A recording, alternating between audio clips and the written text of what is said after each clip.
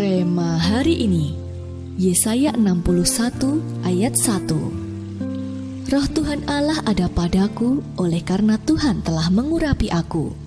Ia telah mengutus aku untuk menyampaikan kabar baik kepada orang-orang sengsara dan merawat orang-orang yang remuk hati, untuk memberitakan pembebasan kepada orang-orang tawanan dan kepada orang-orang yang terkurung kelepasan dari penjara.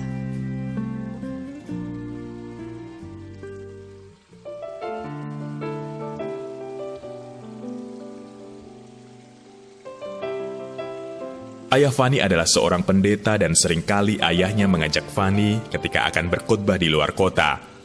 Hari itu mereka berangkat ke Semarang dengan mobil. Tetapi di tengah perjalanan tiba-tiba saja ban mobil yang mereka kendarai meletus dengan sangat keras. Ayah Fani pun kehilangan kontrol untuk keseimbangan mobil itu, sehingga ia terpaksa harus membanting setir ke kiri jalan agar tidak menabrak kendaraan lain. Akibatnya mobil tersebut menabrak pohon dengan kencang dan mereka sedikit terbanting. Namun, sekalipun mengalami kecelakaan, kondisi Fani dan ayahnya tidak terluka sedikit pun. Dalam kondisi masih kebingungan, Fani teringat ayahnya pernah berkata, "Ketika Tuhan memberi kita tugas untuk menyelamatkan jiwa-jiwa, Tuhan pasti akan menyertai dan menolong kita." Kisah Fani tidak jauh berbeda dengan kisah Rasul Paulus dalam perjalanannya menuju Roma. Ketika itu kapal yang ditumpangi Rasul Paulus digoncang badai yang sangat dahsyat. Cuaca di laut kala itu sangat buruk. Baik siang dan malam, langit ditutupi awan yang dibawa badai, sehingga orang-orang di kapal itu tidak dapat melihat matahari atau bintang-bintang untuk menentukan arah kapal.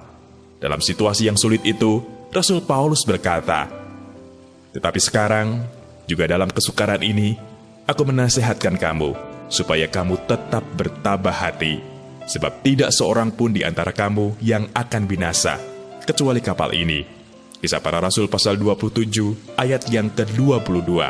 Paulus tidak perlu khawatir bahwa ia akan mati di laut, sebab Tuhan telah menentukan bahwa ia akan pergi ke Roma dan harus menghadap Kaisar. Kisah-kisah di atas menyadarkan kita bahwa ketika kita hidup seturut rencana serta panggilan Tuhan, maka penyertaan dan pertolongan Tuhan pasti nyata dalam hidup kita, terutama ketika kita melangkah untuk mewujudkan kerinduan Tuhan atas jiwa-jiwa. Apapun badai kelam yang tengah menerpa hidup kita, pasti akan dibuahkannya menjadi pelangi kemuliaannya, sehingga kita pun bisa menunaikan mandatnya tanpa halangan yang berarti. Bagaimana sikap hati Anda selama ini dalam menanggapi mandat Tuhan dalam hidup Anda? Apa yang terjadi ketika Anda berjalan untuk melaksanakan mandat yang Tuhan berikan? Bagaimana Anda mengatasi atau menghadapi segala badai dalam hidup Anda dalam perjalanan Anda melaksanakan mandat dari Tuhan?